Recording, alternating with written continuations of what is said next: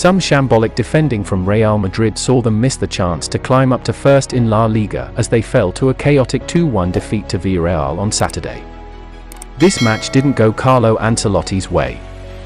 Madrid have been struggling with form since returning from the World Cup break, and the same problem was evident in this match. Villarreal looked the better side from the off and took the lead through Yeremy Pino's goal. Karim Benzema equalized. But Gerard Moreno quickly restored Villarreal's lead. The result doesn't change Real Madrid's position in second place in the 2022-2023 Spanish League standings, but the defeat certainly hurt the team's performance.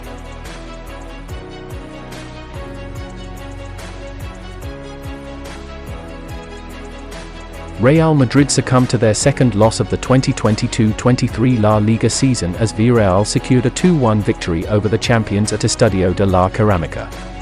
Carlo Ancelotti fielded his strongest possible 11 against Quique Setien's side as he looked to put an end to Los Blancos' poor run at Villarreal's home turn in recent years.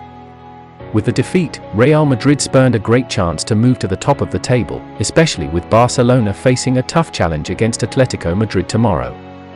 Talking after the game, manager Ancelotti expressed his disappointment at the outcome on the evening. "It was an open game, we compete, but Villarreal played better than us. We didn't defend well. They were better and we couldn't play at their level. We made mistakes that we don't usually do. We didn't play well," he said. Talking about the penalty incidents during the match, the Real Madrid boss said, "The 2 penalties were correct according to the rules, so of course the referee has to respect it. On whether there is something wrong with the handball rules," he added, "I don't know if football has a problem. The match was even and competitive. Villarreal played better than us.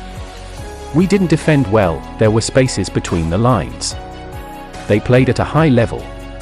Lamenting on what went wrong for his team, the Italian added, "We were bad, especially in defense. We tried to create, but we were too open in midfield. We should have done more." On whether the players were tired after the World Cup last month, the manager said, "My players are fine. Of course they are not as fit as before, but the problem of today wasn't that." The manager opted to start Eder Militao over Lucas Vázquez at right back with Dani Carvajal out with injury. Explaining his decision, Ancelotti said, "Militao started as the right back because Lucas Vázquez played 90 minutes against Casarino and was tired. Militao did well with Brazil. And he was really good today in defense today." On the performances of the centre-backs, Antonio Rudiger and David Alaba, he said, "We didn't play a great game, especially in defense. We did well, but we had to do better. The game was open and they relied on playing balls between the lines, that's the problem." Reiterating what he had said earlier, the Real Madrid boss once again added Villarreal deserved to win after playing better today. "Villarreal played better than us, and when they do, it's a fair win for them," he signed off.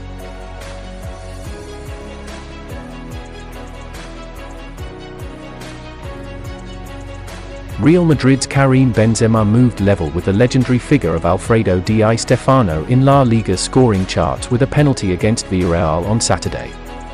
The reigning Ballon d'Or holder's second-half spot kick wasn't enough to earn any points for Madrid. Carlo Ancelotti's Cosmopolitan side slipped to a 2-1 defeat away to Villarreal, squandering the chance to overtake Barcelona at La Liga's summit. While it may have been an afternoon of collective disappointment, Benzema departed with a significant feather in his cap. The Frenchman's coolly taken penalty nudged his La Liga tally to a dizzying 227 goals in 424 appearances. It only took Di Stefano 329 top-flight matches to rack up the same figure of goals, plundering his impressive haul between 1953 and 1966. 216 of Di Stefano's La Liga strikes came while wearing the white shirt. His exploits, and those of his fiendishly talented teammates, made famous. In the final 2 seasons of his career, Di Stefano scored 11 times in the league for Espanyol. However, to limit any invariably inadequate appreciation of Di Stefano's talent to just his goal tally would grossly overlook his impact all over the pitch. As Di Stefano's Brazilian teammate Canario explained, "I coincided with both Pelé and Alfredo. And they were the best. But Alfredo was more complete. He was the number one. Juan Santisteban spent 2 decades as a player and coach at Real Madrid and was just as awestruck by the man known as the Blonde Arrow. Whatever people have told you about Alfredo Di Stefano, he told Sid Lowe in Fear and Loathing in La Liga, ignore it. It is not enough. However good they say he was better. In terms of pure La Liga goals, Benzema became Di Stefano's equal on Saturday. Yet, the pair only find themselves joint 6th on the all-time list of leading scorers. Real Madrid's former number 7 Raúl is perilously perched on 228 goals. The former Real and Atletico Madrid striker Hugo Sanchez and Athletic Club icon Telmo Zarr occupy 4th and 3rd respectively behind the 2 greats of the modern era.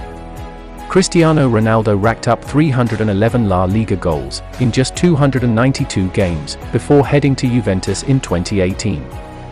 However, Lionel Messi sits in a league of his own at the top of the charts with an otherworldly 474 top-flight strikes, more than double the tally of Benzema and Di Stefano.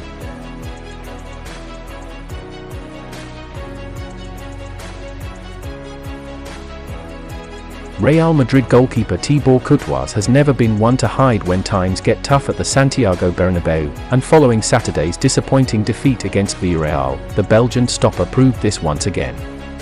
Goals from Yeremy Pino and Gerard Moreno consigned Los Blancos to defeat at Estadio de la Ceramica, following a pulsating 90 minutes.